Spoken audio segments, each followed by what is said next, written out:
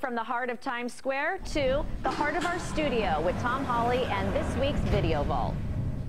Our Channel 3 Morning News celebrates 25 years this summer. But before I get to that in a few months, there's a program here on Channel 3 that celebrates 25 years on the air this week. It airs every Sunday at 3.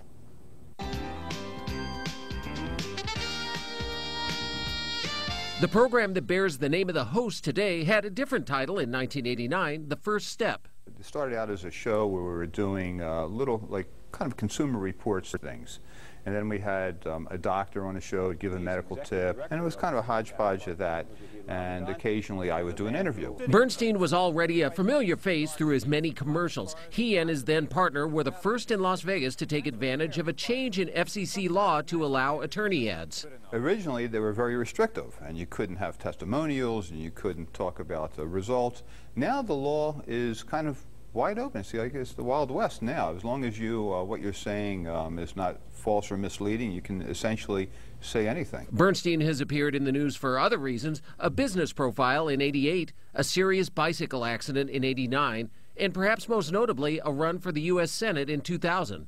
I'm jumping in because I care about working families in Nevada, and I care about the issues that are important to working families in Nevada. That race was eventually won by John Ensign, and Bernstein got back to the show that had transitioned to a straight interview program. Which gave me an opportunity to meet some incredible authors, politicians, business people, entertainers. Bernstein has had literally hundreds of guests, but there's room for a couple more. I've always been interested in getting Steven Spielberg and the Dalai Lama, so I'm trying to figure out how to get those two on. Well, the Ed Bernstein Show is taking a brief hiatus to allow for the Olympics the next couple of weeks, but returns each Sunday at 3 starting March 2nd. Kim and Dana.